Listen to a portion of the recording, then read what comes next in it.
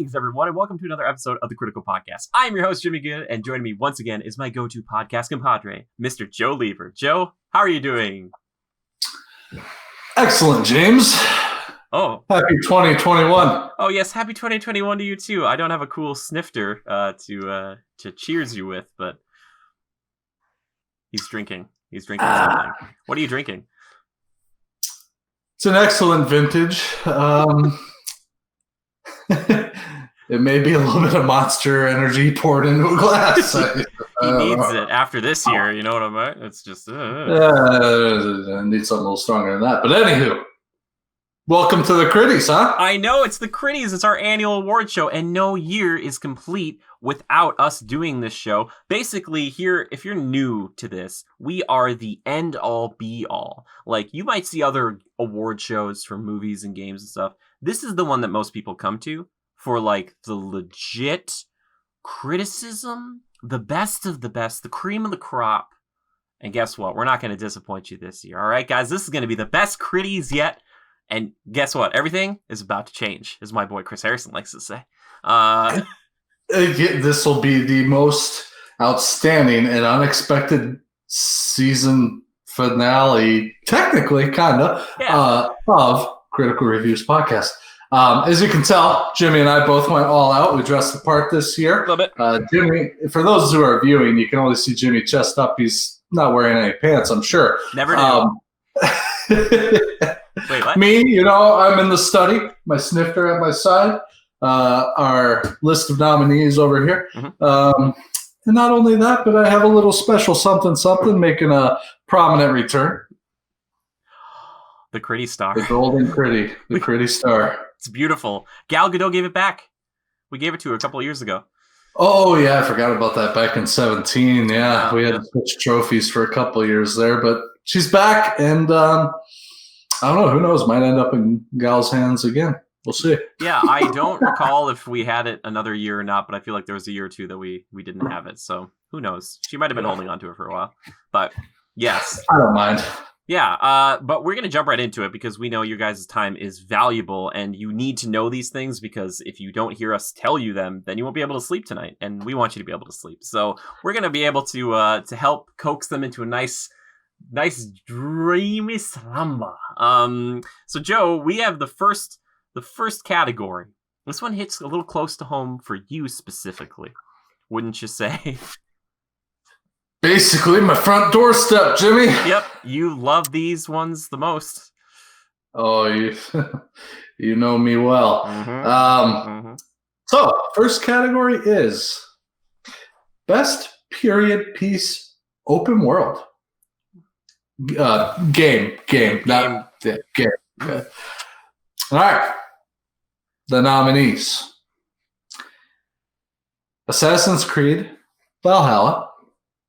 I don't for you Norwegian folk, whatever. Sorry, it's up to interpretation. Yeah. Ghost of Tsushima. I like that name. Really, just sharp. And finally, least but not least, or last but not least. My bad. Sure. My bad. Last but not least. Depending on who you ask. Cyberpunk 2077. And Jimmy, the award goes to... That's for our audio listeners. I'm opening up an envelope. The Critty envelope. Ghost of Tsushima. Oh my gosh, Sucker Punch, you did it. I know what you're thinking. Cyberpunk 2077 isn't a period piece. Well, it's a period in the future. We decided right before the show. Ghost of Tsushima, I don't know what to say about you. I think you're great, and you're just a breath of fresh air, and I love you. I really do. I thought it was fantastic. And Joe, you didn't even experience this game, but you said that it looked pretty good from what you saw. Yeah, I had seen you stream it a few times. I enjoyed it for what it was. I will say probably the most compelling part of it was, well, a couple things. The combat was very stylized and looked weighty. Yeah. But not only the thing that even accentuated your character and those actions even more was the intricacies of the environment and the implementation of like wind and lighting, it looked pretty smexy. Yeah. I don't know what smexy means, but it's somewhere along the lines of sexy. Yeah. No, I completely agree with you. It did make my PlayStation 4 sound like a 747. However, that didn't really detract from my experience at all because the story, the characters, the combat, the look of the game, all of it ties together to be one of the most memorable experiences for me of this past, not only year, but maybe generation of video games. I know, crazy. But yeah, that's Ghost of Tsushima. So good.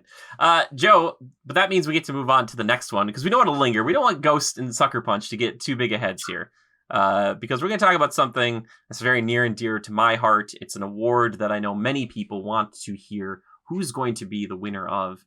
And that is for Most Handsome Lord of the Rings Expert that was on the show. Whoa, a new one for this year. I like it. I know. It's crazy because we only let's just open the Critty and find out who it is. Okay. And the Critty goes to Manny Perez. Oh, Manny, man, it's it's shocking because he was the only Lord of the Rings expert to be on the show.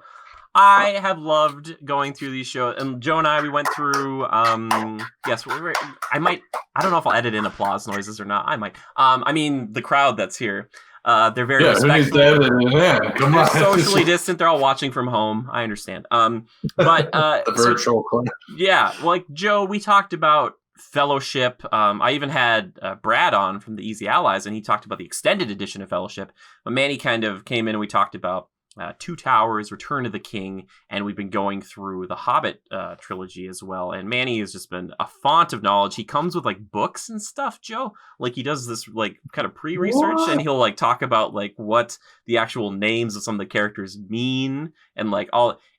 He's great. An attractive. So what you're saying is I'm a bad co-host. Manny's just over the top, prepared, researched. Well, on Lord of the Rings specifically, he's got Narsil or Anduril, the like Aragorn sword, hanging behind him in his bedroom. So like the guy knows his Lord of the Rings stuff. He knows more than impressive. I do. So yeah, he actually just got an axe that's like a Gimli replica, but it's like to Manny's size. So it looked from the picture like it was really big, and I was like, dude, that's dope. And he like wrote in the post in Dwarvish, and I was like, well, it's like I don't know that guy. What? Yeah, he's all about it. Yeah, but basically, if you haven't watched those episodes and you want some Lord of the Rings stuff, Manny is just the best, and I've loved having him on. And this is just my small way of showing how much I appreciate you, Manny. So thanks for being on the show, buddy. We got to get you back on at least one last time.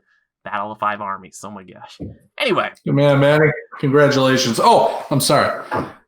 The trophy. It's more of a metaphysical trophy for you, especially this year, because we're trying to think of the safety reasons, because we would normally get many of these made, but this year, not so much. Yeah, they're expensive. I mean, this is real gold fleck in here. Yeah, it's like $35,000.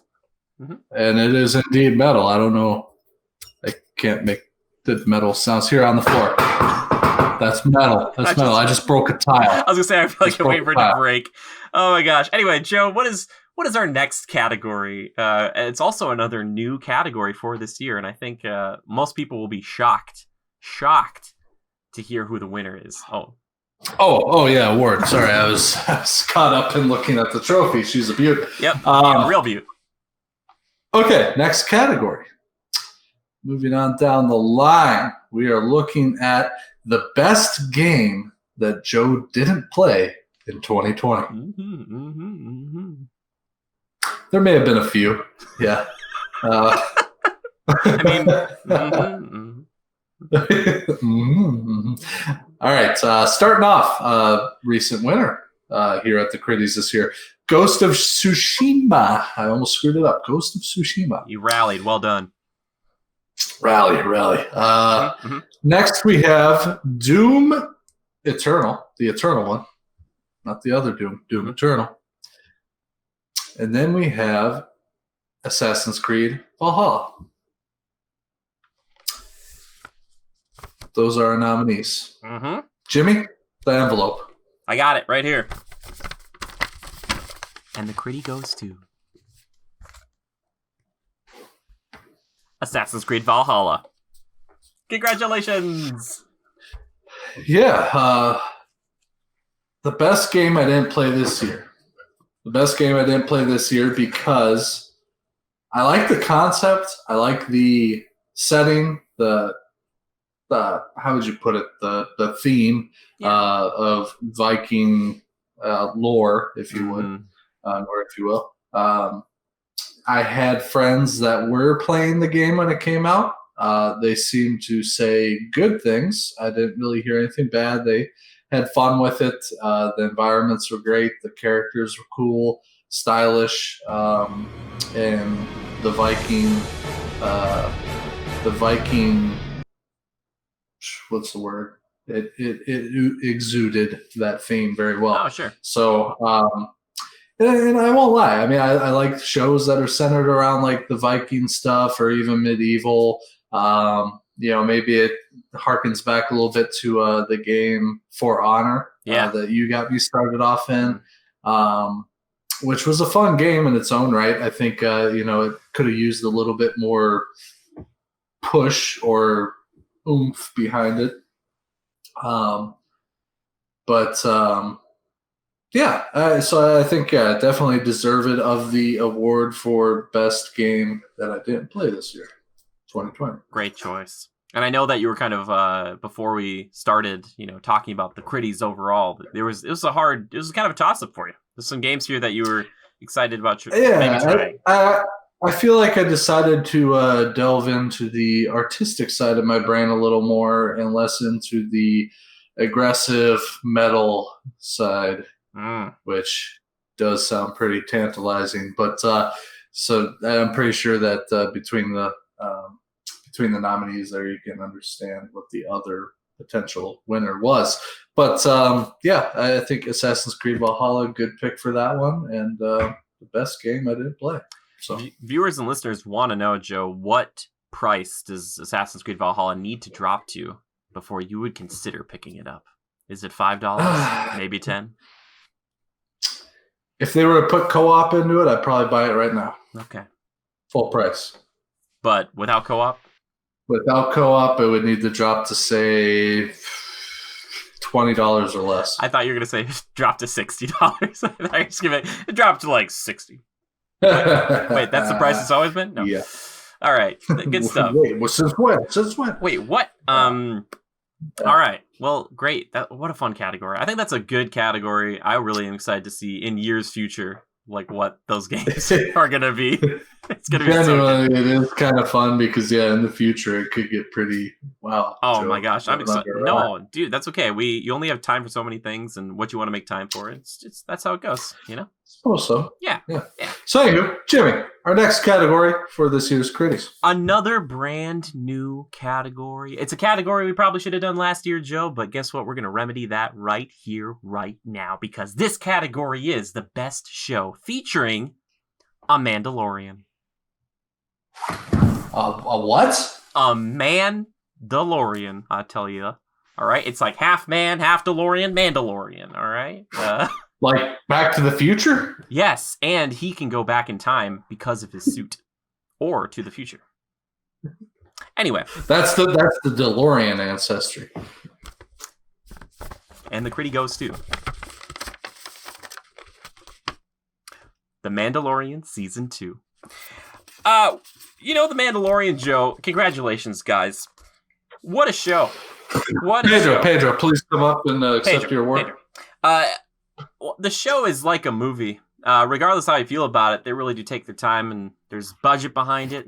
They're really trying to make something special there. And although season 1 felt, I think maybe to me anyway, a little more like cohesive, just kind of wandering through the galaxy, this is a little bit more of a setup season. They're setting up stuff not only for Mando but for other Disney Plus shows because of the success of it. But still, a fun show nonetheless, and something that was really interesting to come back to week and really kind of reestablish the groundwork. I think that, not only Star Wars, but the Marvel stuff is going to attempt to recreate as well, because you could not go anywhere on the internet that Friday that the thing came out without getting spoiled on stuff. So, great show, though. I still think it's good, and I'm still digging it. Absolutely, as am I. I think after we received the last installment of the Skywalker saga, going a long period of time without any Star Wars in your life, that could be tough on a person. I never thought you'd utter those words. The man, I did. You did? You heard it here first, folks. It's here. The Mandalorian did a great job of filling that void, as cliche as all that sounds. It was something exciting, or it was exciting just to look forward to that every Friday, get home, ordering a pizza, and Disney Plus. Thank you for being one of the only, if not the only, streaming service that offers the watch with friends. That's an amazing feature. Excellent. It's so good. Excellent. Hey guys, we gotta sync up. One more second. No, pause play. No, There's none of that bullshit. It's just somebody's in control. The party leader, hit play. You guys can pause it together when there's a bathroom break needed or a snack break. Boom. It's just great. And that's great that you can go and hop into that weekly syringe filled full of Mandalorian goodness each Friday and enjoy that with friends. So as comical as it is kind of a good award. I think it's deserved of something out of this year because it did bring some joy through a tough time. So hats off to you guys.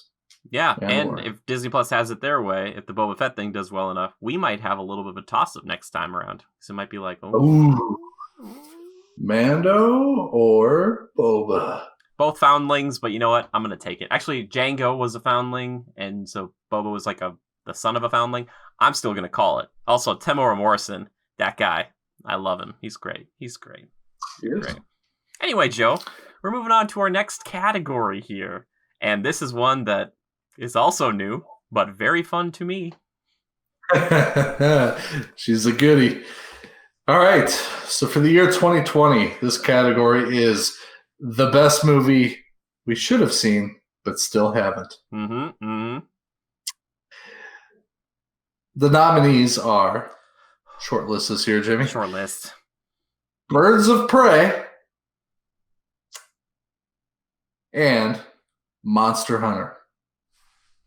Yes, like the video game. The envelope, please. Do us the honors, Jimmy. And the Critty goes to Monster Hunter. I know what you're thinking. Congratulations, Monster Hunter. These guys couldn't stop talking about Monster Hunter the past couple of years, and they didn't see the movie yet? Well, it's an interesting time. If you're watching this at current date, it's only in theaters, I think, right now. I think we tried to rent it, but it's one of those things that I don't know if I would watch it without you, Joe. Because I feel like playing the game with you, like we got to sit there and watch it together. And be like, oh yeah, like you're all about the armor sets. I'm about like the monsters. And be like, okay, is that Diablos exactly like a Diablo? Like, and I'm about all of it. You know, the armor, the weapons, and the monsters. I have to say, the CG just from the trailers, it actually looks really good. Like those monsters look legit as ever. Yeah. Yeah, I don't know. Do I have high hopes that it's going to be great? Probably. Yeah, I'm a little too optimistic, but we'll see. I think it'll be enjoyable nonetheless, just because we get to take what we've played in a video game and these monsters that we've kind of just loved and gone after and hunted endlessly to near extinction. Yep. Excuse me. We get to see them in live action, which I think is going to be great. Yeah. So sorry to interrupt you. I wanted to chime in with my Monster Hunter thoughts. Needed to do it. I've never wanted to see a Rathalos attack like a C-130 or whatever it is, but I just know that whatever it is, I'll be laughing, and I'm sure it'll be just like a fun time, because with video game movies like this, you know, you just got to go in and just be like, you know what, the experience, they're not going to be able to recreate like 500 hours of hunting monsters in a 2-hour movie. Exactly. It's not going to happen. Yeah. So you just got to go in and be like, hey, look, one of my new favorite loves in my life in the past few years is Monster Hunter. It's getting represented on the big screen. I'm going to take it for what it is and just have a good time. So I'm looking forward to it. Monster Hunter, congratulations. I'll still probably try to watch Birds of Prey at some point. Joe, we've got HBO Max. We should just like one night just sit down and just you and me just like late at night be like, let's just watch it. I think we could. I think we could. As unexcited about it as I am, I'm sure it's not going to feel like a total loss I of heard 2 decent hours. things, and it's weird because when I think of that movie, I remember seeing it in theaters when we went to go see Rise of Skywalker, like in January or whenever, or was it Yeah. February that you were over for the concert? And I was like, I saw it, and I was like, Yeah. oh, yeah, because you Yeah, it had. was February, and Rise of Skywalker was still out in theaters. And right around the turn of the year 2020 started, I started to get really into Star Wars. Jimmy had us doing the weekly podcast where we would talk about the Star Wars films. Yeah. We started way back with A New Hope and worked our way ahead. You're welcome. And the only one that I hadn't seen at the time, come February 2020, was the latest and greatest, The Rise of Skywalker. And by this time, I had been to Disney World. Mm. I had seen Batuu and Black Spire Outpost and all that, and experienced those rides in Disney World and the characters in Disney World. And I was like, I think I kind of get it now. Mm-hmm. I got you. Finally. And yeah. So technically, everybody's lucky that I did not introduce The Rise of Skywalker into the Crittys for this year. Because technically it's not. It's not this year. Boy, I was close. I was so close. I'm just kidding. Oh my gosh. It would have been like, and the best open world game goes to Kylo Ren. And I've been like, oh my god. Yeah. Adam Driver, where you at? Anyway, moving on to the next one. This is a personal one for me. And it's one that maybe snuck by the last couple of years. Maybe you don't remember it very well, but it might be newer to you. But trust me, in a sense, it's always been there. This is going to the best guest on the podcast whose last name starts with a P. And whoever could it be? I don't know. And the Critty goes to. Oh my goodness, it's a tie. We've never had a tie here on the Crittys before, but it's going to both Chris and Amanda Provost. Congratulations to you both. The Provost. Jimmy, hold on. The trophy doesn't split in half. They're gonna have to share it. They're husband and wife. I think they'll be able to share. Oh, okay. Thank goodness. So I was worried. I was scared for a second. I was like, we're gonna have to cut this apart and then glue it back together. We'll be UPSing this to you, standard ground. So I wanted to bring these guys up for just a second because they've been on the show twice this year. Not as much as Manny or as much as Joe, but I found their show this year, and they're Disney folk just like me, and I just adore them. I've just really gotten a kick out of them, and it's been such a horrible year, and I've just really appreciated the upbeat positivity that they bring. And they're California, Utah based, but they've been going over to Florida a bunch and doing a lot of work that is hard. It's difficult. It's not easy, the stuff they do. Impressive. Yeah, but they were so nice to come on the show a couple of times and just chat with me, and they're the type of people that, like Joe, I could talk to all day. And I look forward to meeting up with them in the future in real life. So thank you to the Provost, and this award just well deserved. Also, I don't know if we have had any other guests on the show with a last name of P, so I figured that this would be an inoffensive award to give out as well. But well deserved all the same. I've loved all the guests we've had on this year, but yeah, there we go. Claps to you guys. Thank you. Thank you. All right, Joe, do you have anything to add to that? Probably not. Congratulations is in order. I started the applause. I mean, I had the. I started the applause. You started it. You did. You did the slow clap. It was great. This virtual thing. I mean, most years we do this in a stadium of 5,000 people, so we're a little off our game this year. Normally there's like a 5-minute pause waiting for the applause to die down enough so you can actually hear us. But this year it's just a different show altogether, but still fun nonetheless. It's the Crittys, people. Are we moving on, Jimmy? We're keeping after it. Moving on to the next one, baby. We're just moving, shaking. 2021. We're fast. We're slim. We're trim, baby. You know, I will say though, compared to the 5,000 fan stadium, the comfort of my own study at home is, dare I say, refreshing. Okay, for the audio listeners, he's drinking his Monster Energy drink. Okay, I feel like I have to out of a snifter. Out of a snifter. Very classy. It looks like Mountain Dew. Oh, it was a brandy. I did have some. No, got to stay full Sure. 100% focus for this thing. All right, moving on down the line, keeping things going. Focus up, focus up. Next category this is one near and dear to the two of us, I think, along with a couple others who couldn't be here to join us tonight, but they know who they are. I love when people say that. They're like, you know who you are. And I always think there's somebody in the crowd who always thinks they're like, it's me, and it's not them. It's not. No, not you. Not you, Jason. Not you, Jake. No. Hannah, not you either. So funny. Best moment we had in Walt Disney World. For those who aren't aware or didn't listen to any of the episodes where we discussed it at length,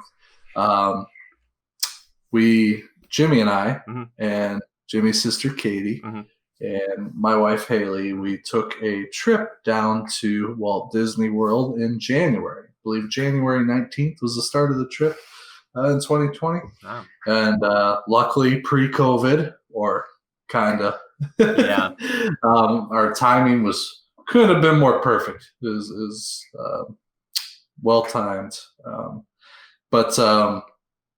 So during that trip, obviously we had a park hopper pass. We went from park to park.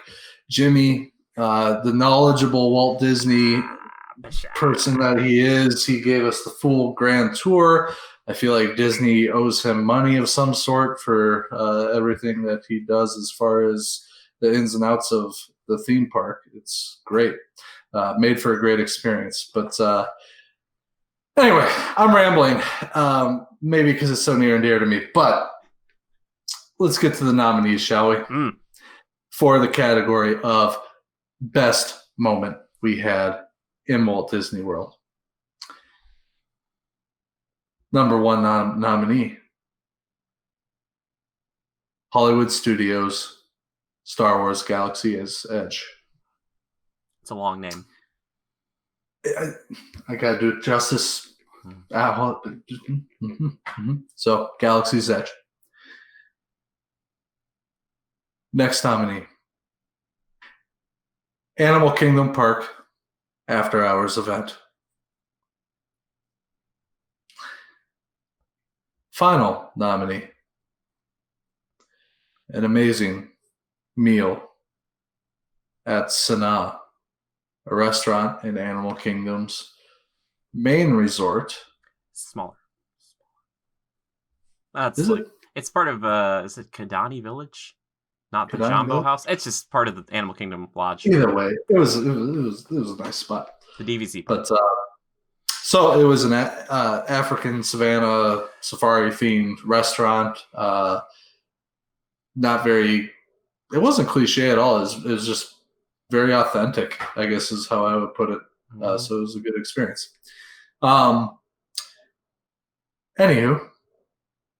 Jimmy, the envelope, please. And the Critty goes to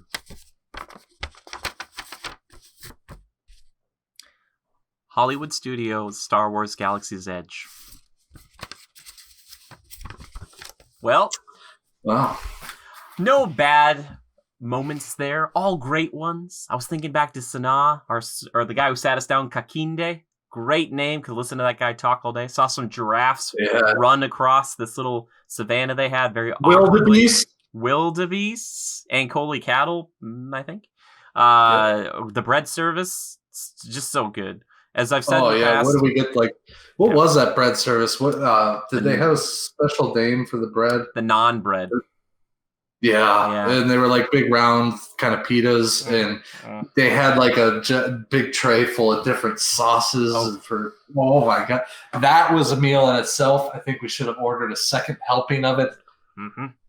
Listen, this was a hard decision. Yeah, this was a hard decision. What was your favorite sauce? By the way, your next visit to Star Wars Galaxy's Edge, this will be up in a trophy case in one of the shops next to Darth Vader's lightsaber. Yeah. Anywho, but it was a really hard decision. Ultimately, the Disney World experience was just a highlight of the year. It was a freaking blast. there's something for all ages there, and there is something that's the detail that they pour into everything, and the quality and the people that are there, top notch, and that's why it's as successful as it is. Yeah. So ultimately, I mean, Star Wars Galaxy's Edge, I think, puts it over the top because I think it's what really solidified in me, a guy who had never even watched a full Star Wars film until he was almost 30. It solidified a fanboy in me that actually understood why Star Wars was cool. Yeah. It really is. And, I'm sure there's people out there like, Star Wars nerds, I'm sure no one listening to this podcast, otherwise you came to the wrong place. Yeah. But that gets tossed around, but ultimately I think there's something in Star Wars for everyone. Doesn't matter who you are. And it instilled an appreciation of this property in me. So for that, I felt I was very deserving of the award this year. But like we were saying, we were kind of gushing all over our experience at Sanaa. We had a few really great meals when we were there. Sanaa being a top notch, but I got to say, we didn't really talk about it. But Takumi Te was, I don't know, between those two, those are my two favorite meals the entire time. And I don't know that you can pick between the two. That sushi was great. I probably could have eaten a whole nother plate. Jimmy and the Wagyu. I mean, that's my trigger word. Relax. Do you have some Wagyu? Do you know over here, boy, over here? Yeah. He'll be back in an hour. I'll do anything for that Wagyu. Anything. Yeah, I mean, so like the meals and that time just sitting down and kind of reminiscing about the things we had done that day and also talking about the plans coming up. Excuse me. Really made the experience flat out wonderful. And I truly mean that. And Sanaa, I think, really caps it off a little bit just because I remember after that we were going to an after hours event at Animal Kingdom, which was the other nominee. So they tie together very well. We were actually right after the meal going in there, and we were going to be able to go on all the rides we want with limited attendance and unlimited soda, popcorn, ice cream. Let's just say it was heaven for adult me, kid me, baby me. I don't care. It was heaven. And my backpack was stuffed full of stuff. Ice cream, soda, you name it. Popcorn that went stale a little while later. Yeah, not a great shelf life. I'll tell you what. We went on Dinosaur. How many times? I don't remember because it's a blur to me. Because you said like 3 or 4 times. I don't remember that many times. So. No, I remember it was at least 4 to 5. I kid you not. We went on that quite a few times. The last time started to give me a headache because if you ever go on that ride, there's a little bit of a mechanical rubber smell. Maybe it's the dinosaur prosthetic stuff. I don't know. Anywho, that last one I was starting to get a little okay. That's it for me there, Dino Boy. Yeah, but anywho, still a good time. I wish we would have done what do they call the Yeti one? Mount tip of my tongue, pal. Expedition Everest. Is what Expedition Everest. Legend of the Forbidden Mountain. Yeah. I like the theming of that one. Oh, yeah. And the ride is excellent. I think the rest of my party wasn't too interested in the aggressiveness of it. Sure. But we did it once. It was great. I love that falling backward feeling. And I would have done it probably 2 or 3 more times. So my only regret that night. And then we did the whole Pandora experience. At nighttime, that made doing the night pass there worth it. It's just so excellent, the lighting and everything, and the wildlife. It is wildlife. It's just not. It's really well done. It's art, man. It is art. So it's just ultimately really enjoyable. So I know I'm sitting here gushing for 20 minutes on one category, but I think it's owed a moment. 2020 was a good year probably because of it. So We went into it strong, Jimmy. We went in strong. So strong. That was, well, dude, speak for yourself, man. I went with you guys there, which was amazing. By the way, mango chutney was my favorite sauce at the Sanaa bread service. I forget what yours was. Yeah. The mango chutney was. I liked one of the spicy ones. Okay. One of the spicy. But then I was lucky enough to get in like a month and a half to go over to the other coast and hit up Disneyland a week before it closed. And I felt like a kid in a candy shop because I had my cake and I ate it too. I got to take and tour you guys around. Katie was there. She's kind of more seasoned.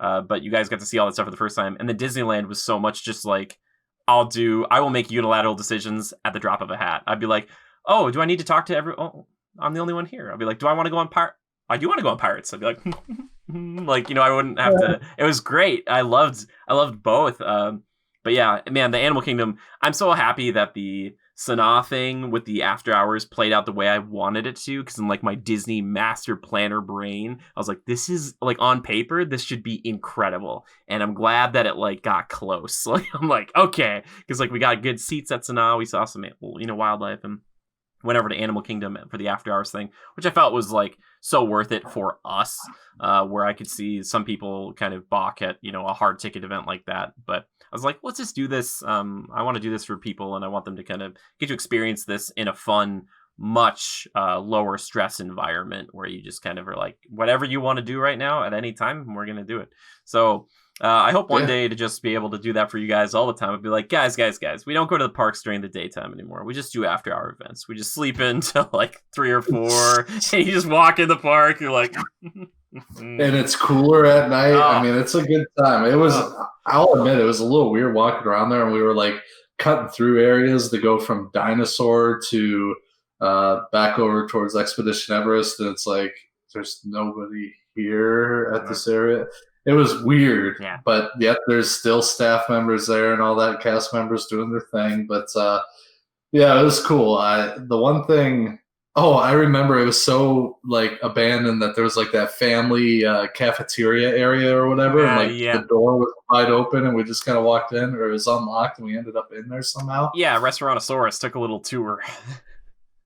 Yeah, we almost went back into the kitchen and cooked ourselves up a steak or two. It was weird. Yeah, Katie and I did not get caught. We didn't do anything wrong. It was all open. But like Katie and I, there was like this add-on. Like they're doing a ton of lounges at Disney right now, and there's this little lounge there attached to Restaurantosaurus that's like where they make cocktails and stuff. And Katie and I wanted to see that place. We're like, we're hoping it's open so we could go and Katie could get a drink there.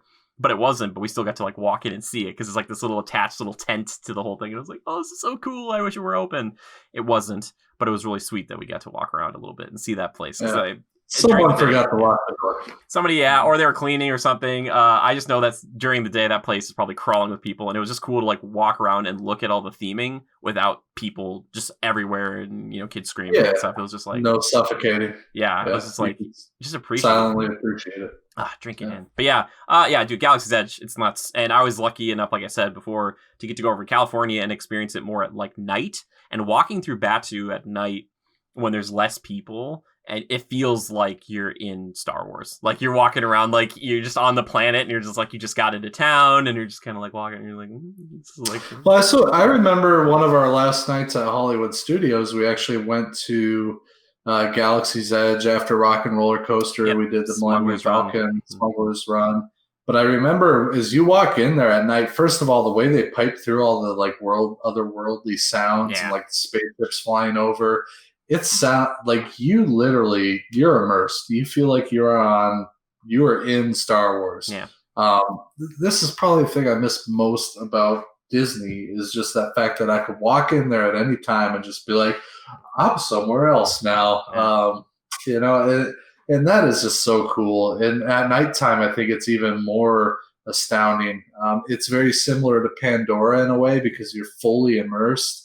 All the lighting, everything is like true to what you would experience on a Star Wars planet or environment. And, the ships that are docked up in some of the buildings and stuff, I forget that docking station restaurant, all those things are lit up. The Millennium Falcon area where its paddock is lit. It's just all, man, it's just, there are no words. Yeah. There are no words. if you like Star Wars to any degree, it is probably the number one thing that you have to experience in your lifetime. And, Totally. I would suggest experiencing it more than once for sure. Mm-hmm. So anyway, all right. Well deserved of the trophy this year, Crittys for best experience at Disney. Yeah, and that'll be a yearly award now, so we're gonna have to go every year. You see how I did that? I worked it in. I see what you did. I'm a genius. I'm always thinking a step ahead. So Jimmy, gotta keep things rolling, man. We got to keep things What's rolling. our next category? Next category is one that's near and dear to my heart. One that I think we've done in the past even. This is actually potentially. But this is best music in a video game. Now, not best just soundtrack, not best score, best music just overall. And the nominees are Final Fantasy VII Remake. I can't even say it. Doom Eternal. And Cyberpunk 2077. Lots of sevens in this one, Joe, wouldn't you say? Lots of sevens. I like that theming. It is a lucky number for most. It is, isn't it? 13's mine. Nobody cares. Anyway, and the Critty goes to Final Fantasy VII Remake. Congratulations. Okay, I just want to get this out there right now. I still listen to this music, Joe. I was listening to it before we started today. Some Final Fantasy VII music to get me just like, ready to go. Because I love it. It sounds so good. It's maybe the best thing about that game. It's just like this huge orchestra. They're just kind of redoing old themes, obviously themes that people love, but they just sound so crisp and so good. Gives me the goosebumps. And I'm not even the biggest Final Fantasy VII fan. And these other games have good music too. Joe and I were talking before the show. Doom Eternal's music for me sounds better. And someone else's Missile Mage, he's properly stated this. It sounds the best when you're playing the game. If you listen to it by itself, it's still pretty good, but you need to be like playing the game to really, that's like what it's built for. Probably because you feel like it's pushing you or it's driving. It's like, it makes that experience more impactful when the next guts spray in front of you. Yeah. And exactly. I can understand that. And Cyberpunk 2077, the score is pretty good, but like the music, all the stuff they made, like the original songs throughout all the different kind of radio stations, which in the review I talked about this. There's not just like the techno stuff. There's like a jazz station.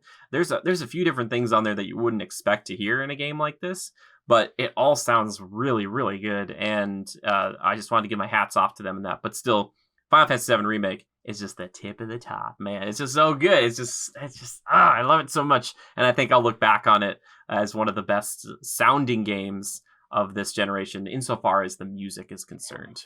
Because otherwise I'd be sitting here with a score and a soundtrack, and we don't want to keep you guys all night. But the Critty, that's what it goes to. So congratulations, Square Enix, you did it. Congrats. All right. Music is important in games. Very important. Indeed. Now, like we did last year, we used to kind of do a Game of the Year awards video that was separate, or just a Game of the Year award. But because the group can be a little divided, and I want people to be able to share and talk about things they're passionate about, we've been kind of baking them into the Crittys themselves. So Joe and I will each be able to give out one Critty of our choice from our heart to our favorite game of this year. Or the past year, I suppose, which was 2020. So, Joe, do you want me to get the envelope for your game of the year? Please do, James. Please do. And the Critty goes to... My Critty this year is going to Call of Duty Modern Warfare Warzone. That's such a long title. Call of Duty Warzone Modern Warfare. Hyphen colon. Yeah, whatever. So, anywho, for me this year, Game of the Year was a tough one. I played some of the new stuff. I tried some things out. I did get Cyberpunk 2077. I dabbled in a game with you, Jimmy, just recently. The name. Deep Rock Galactic? Deep Rock Galactic. I knew there was a Galaxy Galactic in there somewhere. And all enjoyable in their own right, but my thing is what game did I see make a big impact in the gaming community? And what game did I come back to consistently because it made me feel or good, or it was gratifying for me, What made me want to tune in on the Xbox besides Hulu or Netflix. Um, and I enjoy watching this game through streams and certain streamers, and there's something about it that grabs me. I don't think it's deserved of the award for a couple of reasons. There are some drawbacks to it. There are some balancing issues. There are some glitchiness issues that take too long to be fixed. Just things that you're like, really, developer, what's going on here? But they always do come through and fix things. They do events live that get streamed, similar to like Fortnite was doing. They're supporting it very well with new updates, new weaponry, and they've recently integrated the, I guess this fall, October of 2020, they integrated the new Call of Duty Black Ops Cold War and added those guns and characters into Warzone. So it basically doubled the amount of weapons that you could choose from now. It also basically doubled, if not more, the amount of characters you could choose from in Warzone, and added a few features. So all in all, it's very cool. The support and the way they're pumping effort into this battle royale is pretty impressive. But the thing is, I've always appreciated the detail of it. It's very realistic as far as like the weaponry, the style of it, the way it all functions, the reload, the sound. It's all there, and I really enjoy it. I'm not necessarily obsessed with the idea of a battle royale per se. It's more so those details that I enjoy of the accuracies and the real life imitation. And I also enjoy the strategy involved. I enjoy the competitiveness, meaning that you're going up against other players around the world or wherever your server may be, but you know what I mean. You're going up against other online players and testing your skill and prowess against them. It's a game of positioning most of the time. Anybody can hit the right trigger. And I love that every game is different. Yeah, you're going for the same goal, doing the same thing, but the circle's different every time. The zone, you're going to be pushed to a different area that you may not have even visited the past week since you've been playing, but you ended up on this side of the map because you're pushed this way. Things of that nature. So it changes your strategies and game style constantly, and it affects what loadout you pick and the way they balance the guns. Sometimes they'll add a buff or they'll debuff, nerf something, and so it changes your strategies and what loadout you want to use. And that's the other thing too, the customization. I really enjoyed the realism of that customization, the attachments you could get and how they work and function on a weapon. I like the perks. I just love that variety. Like any time I want, there's a plethora of guns to choose from or weaponry, and I can equip it and try it out, and it totally changes the way you play. You can be a hard charger, run in and try and shoot everything, or you can sit back and snipe. I love that variety and just the versatility of a game like that to kind of push your mental, push your mental state and just immerse you in something that's competitive and also find a way to stay somewhat fresh.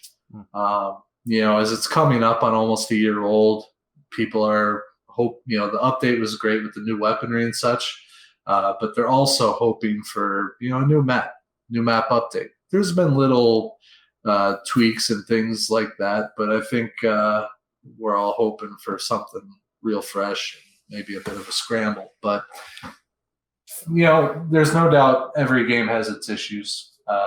Call of Duty Warzone is not exempt from that. But for me, it's my game of the year. It really is. And I'm sure a lot of people are like, a typical bro game, whatever. And it is. But that's my style, and I'm unapologetic for it. So, there you go. Great. Excellent. Jimmy, All right. yourself. It's my turn to give out my Game of the Year award. Eee, I'm excited. I wonder what it'll be. And the Critty goes to... almost dropped it. Oh my gosh, I almost dropped the card. I dropped the trophy earlier. That's okay. That's what we're doing. It just happens. Anyway, the Critty goes to Ghost of Tsushima. This game is incredible. All right? And I'm going to tell you why briefly, because one of my favorite things I did this year was not only play this game, but I reviewed this game, and I cut that review together, and I had such a ball doing it. It was so much fun. This game does not reinvent the wheel. It perfects it. That's what it does.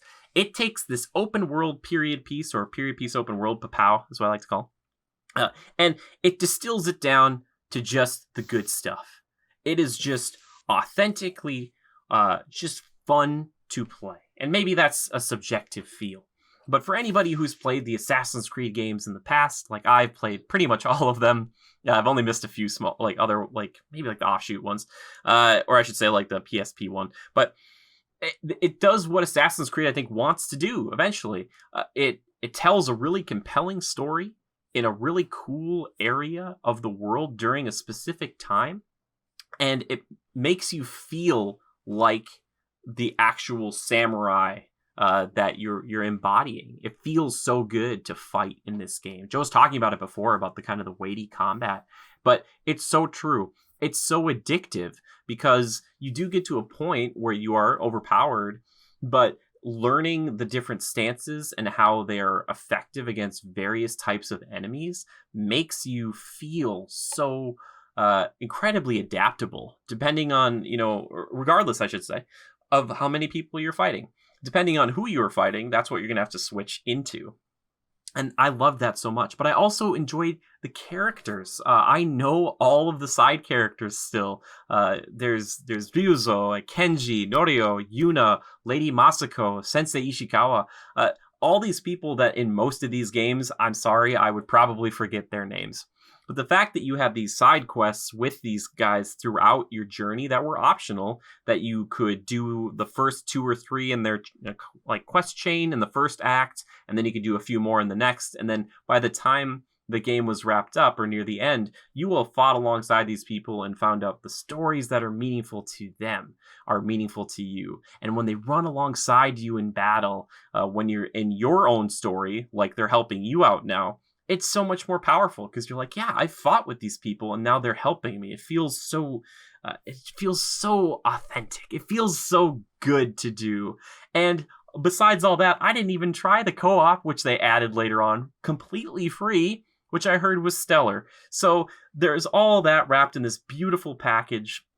It's realistic to an extent, but it also has a very, very specific type of design and look to it with its aesthetics. As Joe was talking about before, with the wind mechanics and the leaves blowing and just like the crazy colors you get where you just walk into a forest and it's all yellow leaves, or you'll see a bunch of red, or maybe there's purple flowers kind of in the distance. And it's just so eye-catching, but it's not like too over the top.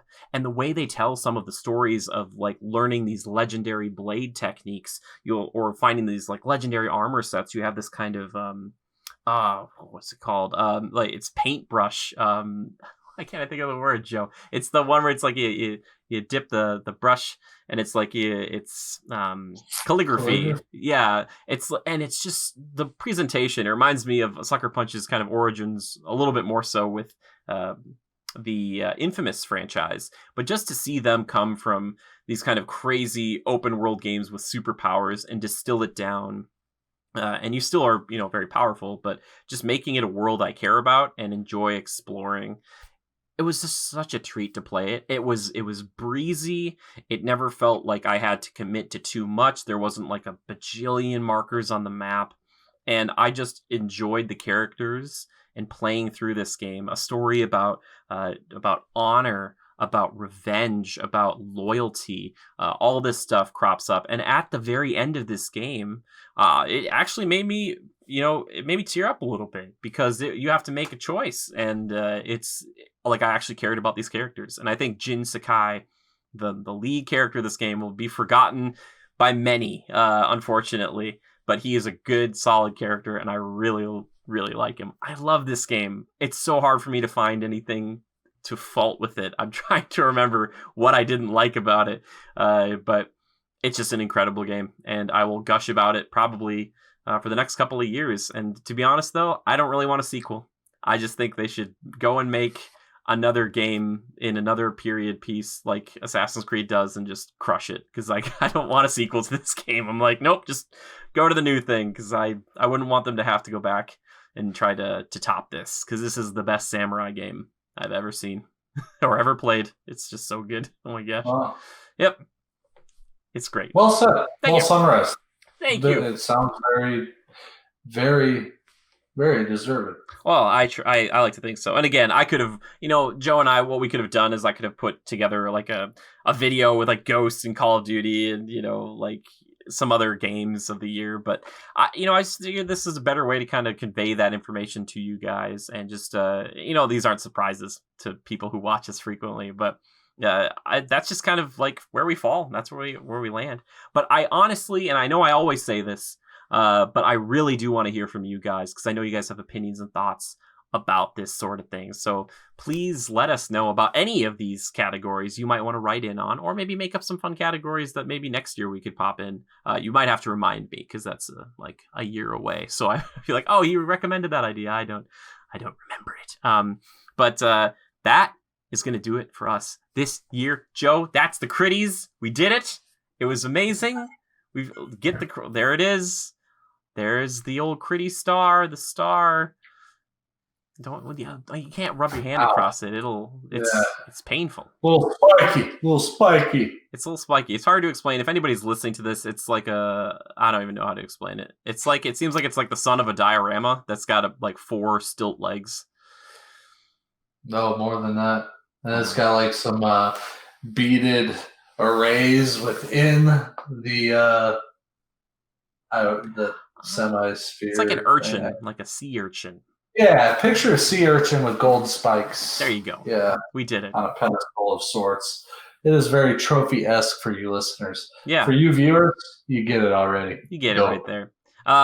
I do want to wrap up by saying this too. I want to thank you, Joe. Thank you for being on so frequently. Joe's been on the show more than anybody else besides yours truly, of course. I want to thank all of our other guests. I know we talked about Manny from before and Provost, Spark Bass, Chris, and Amanda, whom I love, all those guys. But Jalen for being on the show, Brad Ellis, Ian Hank, Bruce and Connie from Unlocking the Magic.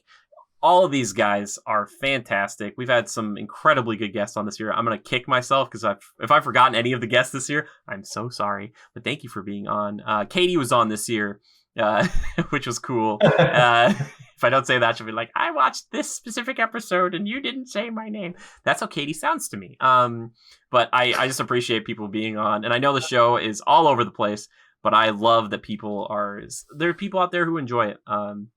And I'm very grateful and humble for that. So all you have to do this week, I know I'll have like the hashtag and all of our Twitter stuff up, which if you are listening to this, just, it'd be cool if you tweet us and let us know what you think of the show. But if you're watching this on YouTube, just leave us a comment. That would be great. I just want to know what you thought of this year, or what you thought of the show, whatever else, because I love the comments. I think the comments are so great. I don't want anything else besides that. I don't. The most important comment you could leave, and what we truly want to see out of you for this particular episode, is what are you most looking forward to in 2021? There you go. And what would you look forward to seeing more of from us? Oh, sure. And critical reviews as a whole. We always ask that question, but let's kick off the new year with a shebang, right? Yes. Optimistic. What do you want to see? Optimistic. I want to thank everybody who's been watching. We talked about it earlier, like briefly. I think Joe kind of mentioned seeing me stream Ghost of Tsushima, but I'm streaming over there usually twice a week, if not more. But we've got Instagram, TikTok, Spreadshirt, all those places. But thank you so much. Another year in the books, thanks to our patrons who are producing this show and making it happen. So thank you guys. You guys are wonderful. You guys are like the reason we keep doing this. So thank you. We're a small channel, but we appreciate every dollar. What is that noise? What was what noise? I don't know what you're talking about. Anyway, I just want to make sure I wasn't losing my mind there. I was like, do I hear like a squeaking noise? Am I finally losing it? But anyway, thank you, patrons. I appreciate you guys. We appreciate you, or everybody on Twitch who's watching throughout all these weeks. You guys are so fantastic. Joe, anything else you want to say to wrap up this year? No, thank you to all the listeners and viewers. We really appreciate it. I do have a blast discussing all these things, as random as we can get sometimes, or as many times as we hit a rabbit hole or two. I have a blast, and so thank you to you, Jimmy. This year's Crittys were a little different of sorts, as you could tell. I hope you at least got a good laugh out of it. Some of it a bit serious, some of it a bit not. But nonetheless, a fun Crittys episode. And I'm looking forward to more good, fun episodes ahead for 2021 with the CR crew here. And when I say CR crew, I mean everybody who's hearing me say this now. So thanks. Oh, Joe, what's this? Joe, we have one last award to give out. My goodness, I can't believe it. Oh my gosh, I think I forgot to give this out last year, but we have one more award if you'll allow me, everybody. Yeah, I don't like surprises. You're supposed to prompt me on this stuff. This final award, it goes to the best co-host ever. And the Critty goes to... It's you, Joe. Congratulations. You get it. You get to keep the award. Look at you. Oh, it's me. Yeah, it's you. Is it me? Huh? That's you. What? Yeah. Congratulations. Oh. Well, gee, thanks, pal. You get to keep the award now. Cheers to that. I will keep the award now. I will. I'll send this little piece here to Disney World. Just send this little piece over here to the Tsushima guys. But I'll keep the main part and the main body. And we'll split it up a bit more next year, I guess. Makes perfect sense. Yeah. Thank you. Of course. Much appreciated. Thank you. Much appreciated. And for everybody else who's made it this far, thank you. And until next time, we appreciate you. And just remember to adapt and overcome. And overcome. Bye.